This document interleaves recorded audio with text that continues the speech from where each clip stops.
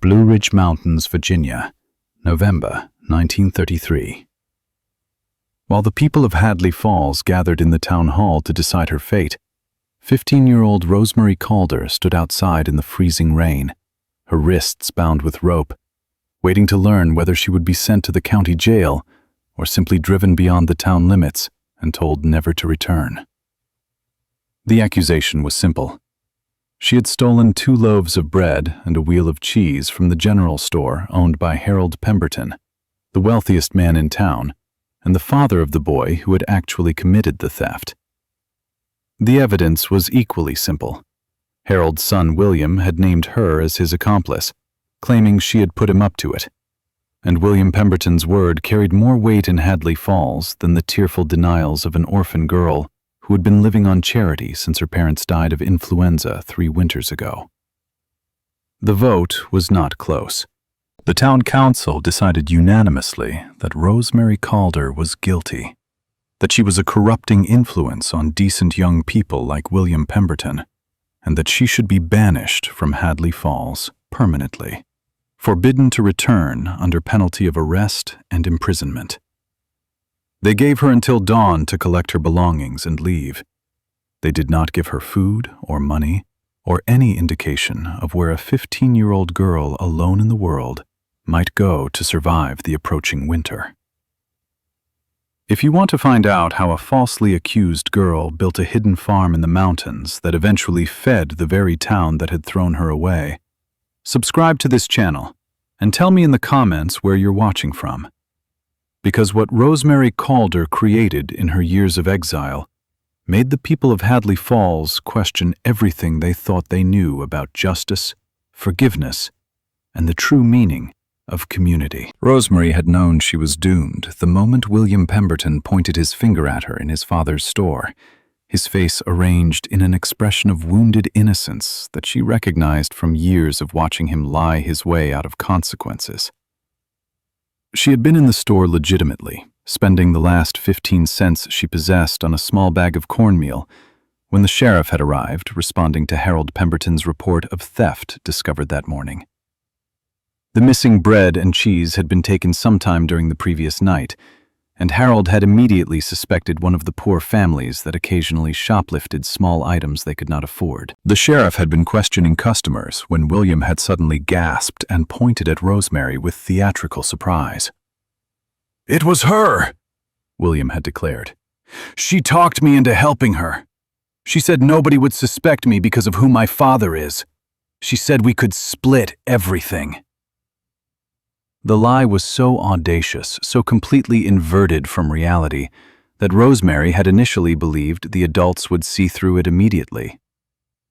William Pemberton had been tormenting her for years, pulling her hair in school, spreading rumors about her character, once pushing her into a mud puddle in front of a group of laughing friends.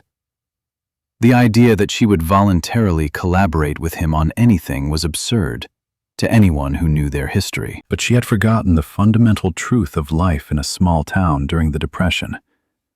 The Pembertons owned the general store, employed half the working men in the area at their lumber mill, and contributed generously to the church and the town council.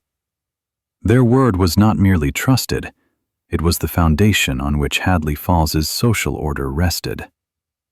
Challenging William's accusation meant challenging his father's judgment in raising him, which meant challenging the entire power structure that kept the town functioning during hard times. It was easier to believe that an orphan girl with no family to defend her had corrupted a good boy from a good family, than to accept that the good boy had lied and the orphan was innocent. The morning after her banishment, Rosemary walked north along the mountain road with everything she owned in a canvas bag. 2 dresses, a coat too thin for the winter that was coming, a blanket, a small knife, and a book about farming that had belonged to her father, and that she had read so many times the pages were falling out. She had no destination because she had nowhere to go. The nearest town was 20 miles away, and even if she reached it, she would arrive as a stranger with no references, no family, and a banishment from her previous home that would make any respectable person hesitate to offer her employment or shelter. She walked because walking was better than standing still, because movement created the illusion of purpose even when no purpose existed.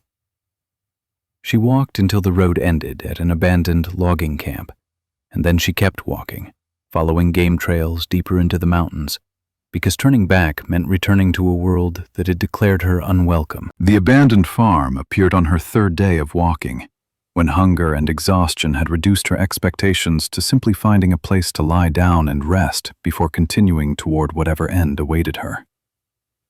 She had followed a creek upstream, looking for water she could drink safely, and had discovered the ruins of a homestead that time and forest had nearly reclaimed entirely. The cabin had collapsed years ago, its roof fallen in and its walls returning slowly to the earth. But the root cellar remained intact, a stone-lined pit dug into the hillside that previous owners had used for storing vegetables through the winter. And beyond the ruins, in a small valley that the creek had carved over centuries, Rosemary found something that changed everything.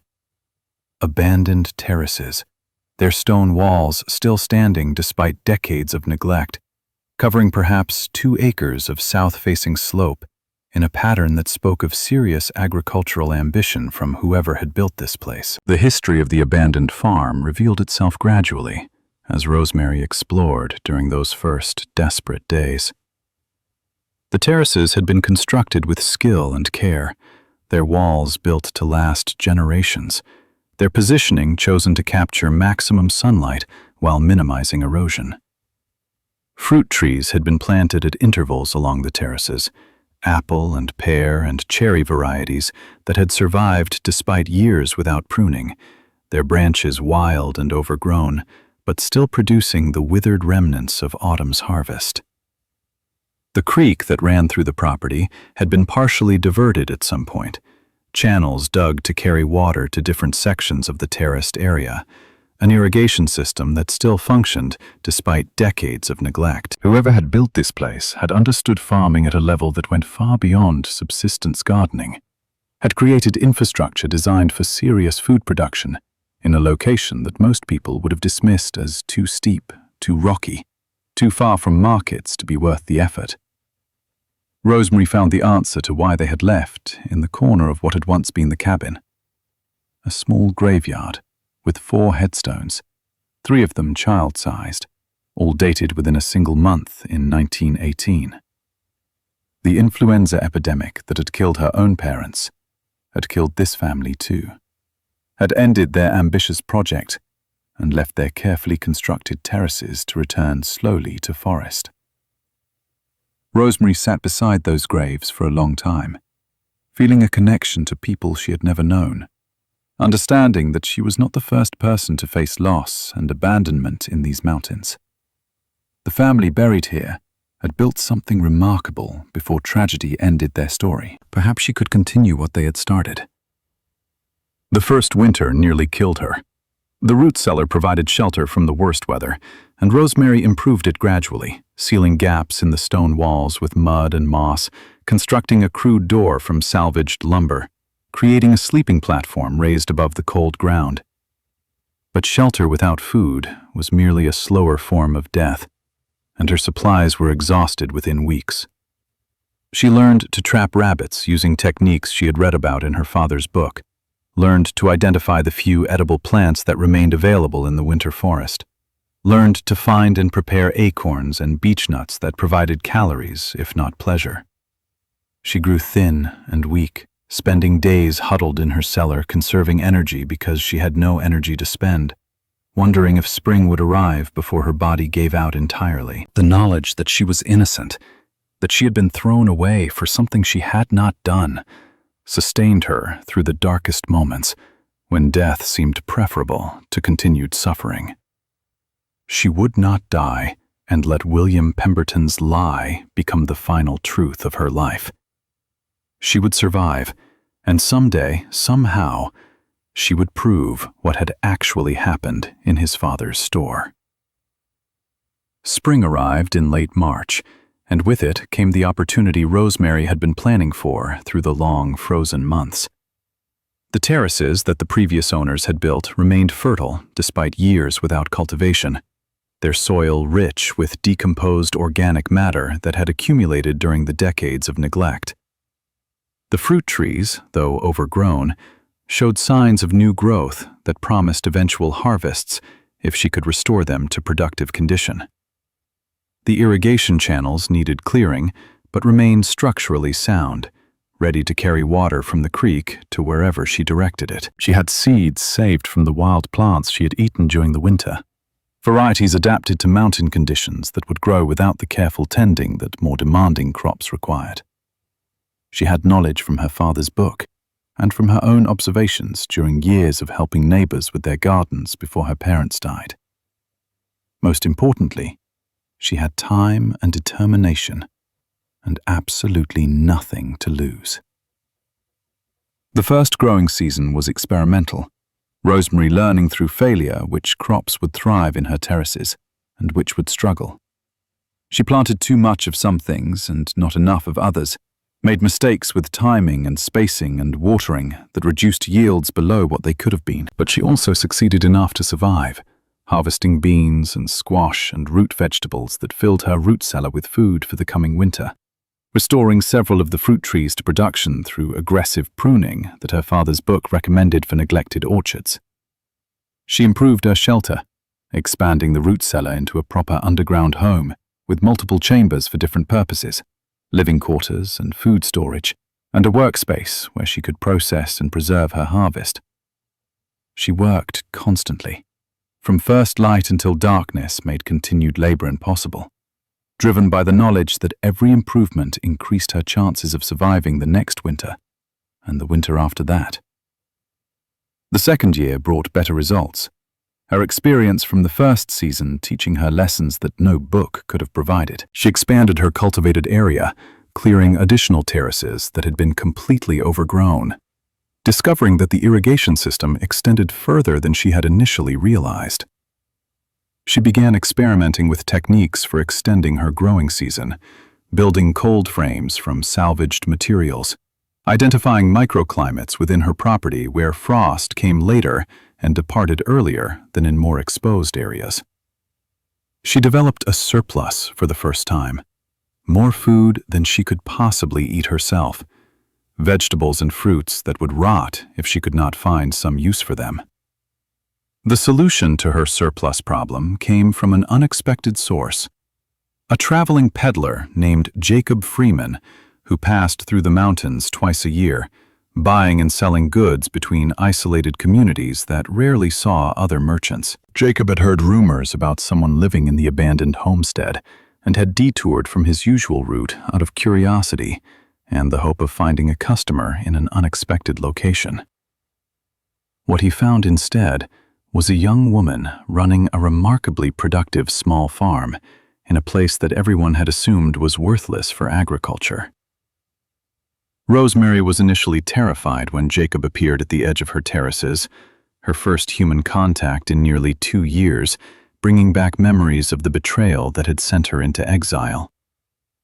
But Jacob was not from Hadley Falls, had no connection to the Pembertons or their allies, and was interested only in the commercial potential of what Rosemary had built.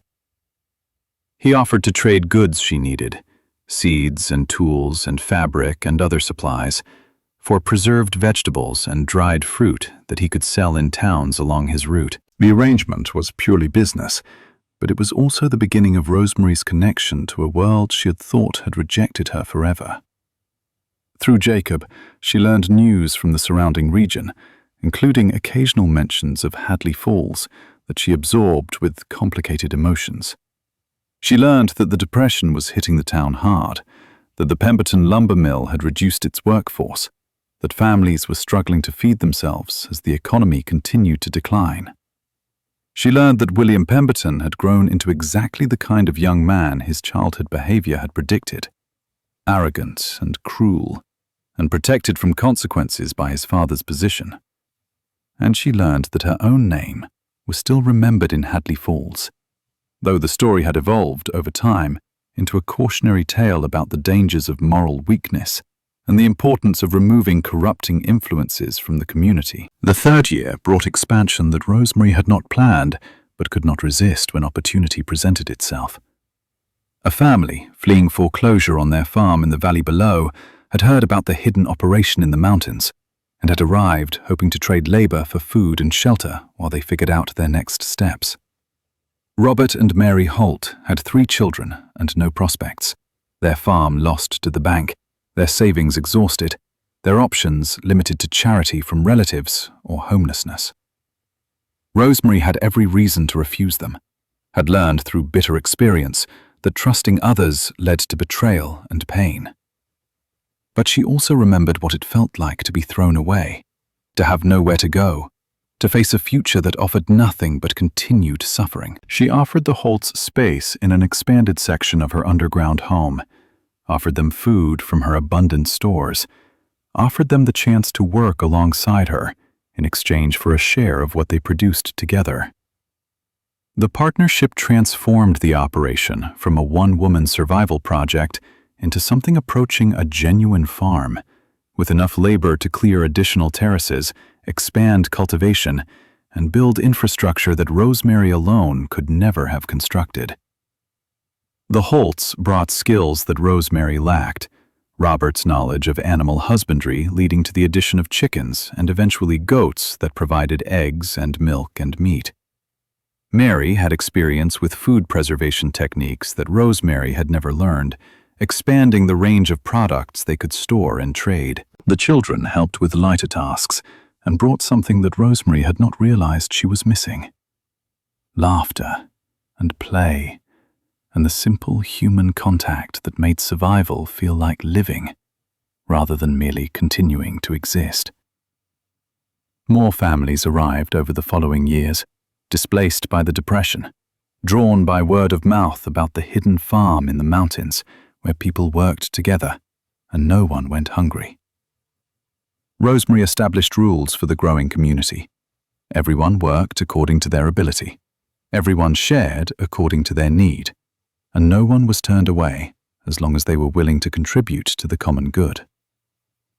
The terraced farm expanded to cover nearly 20 acres, a patchwork of cultivated plots connected by paths and irrigation channels, producing quantities of food that seemed impossible for such a remote and challenging location. Underground structures multiplied, living quarters and storage facilities and workshops dug into the hillside, hidden from casual observation and protected from the harsh mountain weather. By 1940, when Rosemary was 22 years old, the community numbered over 30 people, living in what they had come to call Haven, a name that captured what the place meant to people who had been rejected or abandoned by the world beyond the mountains. Through all of this growth, Rosemary maintained her anonymity, asking those who joined the community to keep its location secret, never traveling to areas where she might be recognized, building something remarkable while remaining invisible to the people who had thrown her away. The test came in the winter of 1940, the harshest winter in 20 years, when a series of storms buried the Blue Ridge Mountains under snow that blocked roads and isolated communities for weeks at a time. Hadley Falls was hit particularly hard, its supplies exhausted by early February, its residents facing genuine starvation as the snow continued to fall, and no help could reach them from the outside world. The Pemberton family had long since lost their dominant position in the town. The lumber mill closed during the worst years of the Depression, their fortune depleted by bad investments, and Harold Pemberton's stubborn refusal to adapt to changing circumstances. William Pemberton, now a man of 23, had become the town drunk, his earlier promise dissolved in alcohol and bitterness, his lies finally catching up with him as people began to recognize the pattern of dishonesty that had characterized his entire life. When the food shortage became critical, the town council sent desperate requests for help to any community that might be able to provide assistance, their messages carried by men on snowshoes who struggled through drifts to reach neighboring towns. One of those messages reached a man who had traded with Haven for years, who knew about the hidden farm and its remarkable productivity, who mentioned to Robert Holt that the town where that Calder girl had come from was facing starvation. The decision about what to do with this information fell to Rosemary, who had spent 7 years building a life in exile from the place that had thrown her away. She could have ignored the message, could have allowed the people of Hadley Falls to suffer the consequences of their own judgment, could have found satisfaction in knowing that the town that had banished her was facing the same kind of desperation they had inflicted on a 15-year-old girl. Part of her wanted exactly that. Wanted William Pemberton and his father and everyone who had voted for her banishment to experience what she had experienced during her first terrible winter in the mountains. But a larger part of her remembered what her parents had taught before they died. Remembered the values she had tried to maintain even when the world had treated her as worthless. Remembered that becoming cruel in response to cruelty meant letting her accusers win by transforming her into someone who deserved their treatment. She organized a relief expedition, loading sleds with preserved vegetables and dried fruit and smoked meat from Haven's abundant stores, recruiting volunteers from the community to help transport supplies through the snow-choked mountains. The journey to Hadley Falls took 3 days, the group moving slowly through deep drifts, camping in the snow when progress became impossible. Rosemary led them herself, facing her past directly rather than hiding from it, determined to demonstrate through action that the person Hadley Falls had banished was not the person they had believed her to be. The arrival of the supply sleds in Hadley Falls created confusion that gradually transformed into amazement as the townspeople realized what was happening. They had sent requests for help to neighboring communities, had received only regrets and excuses, had resigned themselves to rationing what little food remained until the snow melted or starvation claimed them. Instead, strangers had appeared from the mountains with enough food to see the entire town through the remainder of the winter, asking nothing in return except that the supplies be distributed fairly to those who needed them most. The confusion deepened when people began to recognize Rosemary Calder among the strangers, the girl they had banished 7 years earlier, now a woman grown, leading a relief expedition to save the town that had thrown her away. Some reacted with shame, remembering their votes on the council or their participation in the gossip that had convicted her before any trial. Others reacted with suspicion, unable to reconcile the generous act with the thief they had believed her to be, wondering what hidden motive might explain such apparent charity. William Pemberton reacted with fear, seeing in Rosemary's return the exposure of lies he had convinced himself everyone had forgotten, understanding that her success and her generosity would raise questions about the judgment that had sent her into exile. He tried to flee before anyone could connect his accusations to the obvious injustice of her banishment, but the snow that had isolated the town trapped him as effectively as anyone else. He was still there when the truth finally emerged. The confession came from Harold Pemberton himself, dying of pneumonia in the 2nd week of February, his conscience troubled by 7 years of knowing that his son had lied and that an innocent girl had paid the price. He had suspected the truth from the beginning, had recognized the calculation in William's accusation and the too convenient timing of his revelation. But he had chosen to believe his son over his own judgment, had allowed family loyalty to override justice, had spent 7 years trying to forget the look on a 15-year-old girl's face when the council had voted to banish her. Facing death, he could not maintain the pretense any longer. He confessed to the minister who attended his bedside, confessed to the town council members who came to pay their respects, confessed to anyone who would listen that Rosemary Calder had been innocent, that William had stolen the food and lied about it, that the town had thrown away an innocent child to protect a guilty one. The confession spread through Hadley Falls within hours, carried by voices that could not contain such explosive news, reaching Rosemary as she supervised the distribution of supplies from Haven's stores. She received the vindication with less emotion than she had expected. the validation of her innocence meaning less after 7 years of knowing the truth than it would have meant in the immediate aftermath of her banishment. The person she had been at 15, desperate for someone to believe her, had evolved into someone who no longer required external confirmation of her own worth. William Pemberton faced no legal consequences for his lies. The statute of limitations long expired, and the evidence insufficient for prosecution in any case. But he faced social consequences that proved more devastating than any jail sentence. The community that had protected him for years, suddenly seeing him clearly for the first time. He left Hadley Falls within a month of his father's death, moving to a city where no one knew his history, disappearing from the story as completely as Rosemary had once disappeared from the town. The people of Hadley Falls offered Rosemary everything they could think of: apologies and invitations to return, and positions of honor in a community that now recognized its error. She accepted the apologies gracefully, but declined to return permanently, having built a life in Haven that meant more to her than anything Hadley Falls could offer. She did, however, establish a connection between Haven and the town, trading relationships that provided Hadley Falls with fresh produce and Haven with supplies and goods that could not be produced in the mountains. The arrangement continued for decades, the hidden farm eventually becoming an open secret that people in the region spoke about with admiration rather than suspicion. Rosemary Calder lived in Haven until her death in 2001, at the age of 83, having spent 68 years in the mountains that had sheltered her when humanity had failed. The community she founded still exists, now home to over 100 people who maintain the terraced farms and underground structures that Rosemary built during her years of exile. The techniques she developed for mountain agriculture have been studied by researchers and adopted by communities throughout the Appalachian region.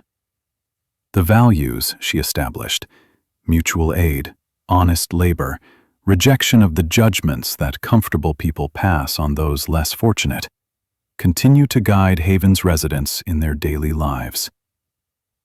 The story of her banishment and her return to save the town that had rejected her has become local legend, told to children as an example of how to respond to injustice with grace rather than vengeance, how to transform suffering into service rather than bitterness. Hadley Falls itself transformed in the decades following Rosemary's return, the shame of what had been done to an innocent girl becoming a catalyst for broader changes in how the community treated its most vulnerable members.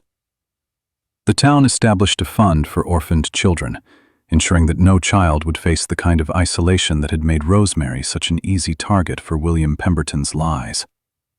They reformed their processes for handling accusations, requiring actual evidence before punishment could be imposed, creating procedures that protected the accused from the kind of mob judgment that had condemned Rosemary without any real investigation. Some of these changes came from genuine moral awakening, townspeople recognizing that their complicity in injustice demanded active correction. Others came from more practical motivations, the recognition that a community which drove away its talented young people would eventually find itself without the energy and innovation that survival required. Whatever the motivation, the result was a town that became genuinely different from what it had been in 1933, a community that remembered its failure and tried to ensure that such failure would never be repeated. The relationship between Haven and Hadley Falls evolved over the years into something that benefited both communities in ways neither could have anticipated. Haven provided food security during harsh winters and agricultural knowledge that improved farming practices throughout the region. Hadley Falls provided market access, manufactured goods, and connection to the broader economy that Haven's isolation made difficult to maintain independently. Young people from both communities sometimes married, creating family ties that further strengthened the bonds between the hidden mountain settlement and the valley town. The old animosity gradually faded as the people who had voted for Rosemary's banishment aged and died, replaced by generations who knew the story only as history rather than personal memory. By the time Rosemary herself passed away in 2001, the integration between the two communities had become so complete that many younger residents did not fully understand why the connection had once been considered remarkable, or why the story of a falsely accused girl still mattered to their grandparents and great-grandparents. The lesson of Rosemary Calder's life extends beyond agriculture or community building or any specific technique that might be replicated elsewhere. It speaks to the human capacity for maintaining integrity in the face of false accusation, for building rather than destroying in response to rejection, for proving through action what words alone can never demonstrate. The people of Hadley Falls accused her of stealing bread, but she built a farm that gave bread to thousands. They called her a corrupting influence, but she created a community founded on principles more honest than anything her accusers practiced. They tried to destroy her, and instead, they freed her to become something greater than their small-minded judgment could have ever imagined. The bread she allegedly stole was worth pennies. The farm she built was worth generations. So here is the question for you. How do you respond when you are falsely accused? When the truth of your character is denied by people with more power or more credibility or more willingness to lie? Do you become what they accuse you of being, letting their false image reshape your true self? Or do you prove them wrong through action, building something so undeniably good that the lies collapse under the weight of evidence? Rosemary Calder was 15 years old, orphaned, accused of a crime she did not commit, banished by people who preferred comfortable lies to uncomfortable truth. She built a hidden farm that eventually fed the town that had thrown her away, not for revenge, but because feeding the hungry was right, regardless of whether the hungry had once wronged her. If this story resonated with you, if it made you think differently about accusation and vindication and the power of responding to injustice with creation rather than destruction, hit subscribe for more stories about ordinary people who accomplished extraordinary things by refusing to let false judgment define who they truly were. Because sometimes the best response to those who try to destroy you is to build something so remarkable that their lies become footnotes to your triumph.